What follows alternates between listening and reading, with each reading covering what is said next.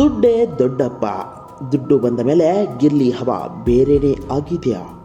Big boss Kannada season 12ರ ಕಿರೀಟ ಮುಡಿಗೇರಿಸಿಕೊಂಡ ಹಾಸ್ಯ ನಟ ಗಿಲ್ಲಿ ಮತ್ತೆ ಸುದ್ದಿಯಾಗಿದ್ದಾರೆ.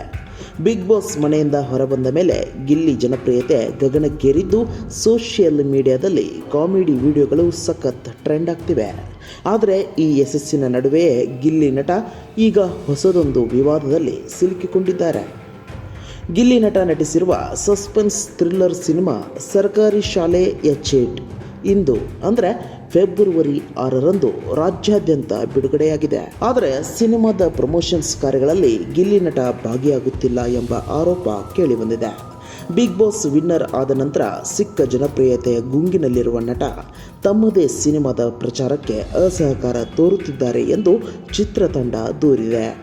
ಸಿನಿಮಾ ಬಿಡುಗಡೆಯ ಸಂಭ್ರಮದಲ್ಲಿ ಇರಬೇಕಾದ ತಂಡಕ್ಕೆ ನಟನ ಈ ನಡೆ ಬೇಸರ ತರಿಸಿದೆ.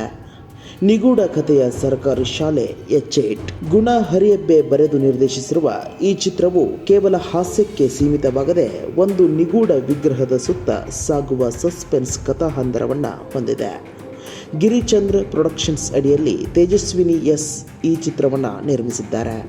ಚಿತ್ರದಲ್ಲಿ ಗಿಲ್ಲಿ ಜೊತೆ ಹಿರಿಯ ನಟ ರಾಘವೇಂದ್ರ ರಾಜ್ಕುಮಾರ್, ಮೇಘಶ್ರೀ, ಸುಚೇಂದ್ರ ಪ್ರಸಾದ್ ಹಾಗೂ ಬಿಗ್ ಬಾಸ್ ಖ್ಯಾತಿಯ ಜಗ್ಗಪ್ಪ ಮತ್ತು ನವಾಜ್ ಪ್ರಮುಖ ಪಾತ್ರಗಳಲ್ಲಿ ಕಾಣಿಸಿಕೊಂಡಿದ್ದಾರೆ.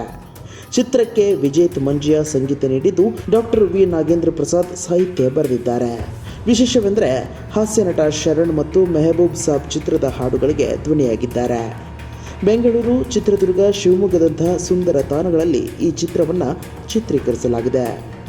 ಸದ್ಯ ಗಿಲ್ಲಿ ನಟನ ಅಭಿಮಾನಿಗಳು ಸಿನಿಮಾ ವೀಕ್ಷಿಸಲು ಉತ್ಸುಕರಾಗಿದ್ದಾರೆ.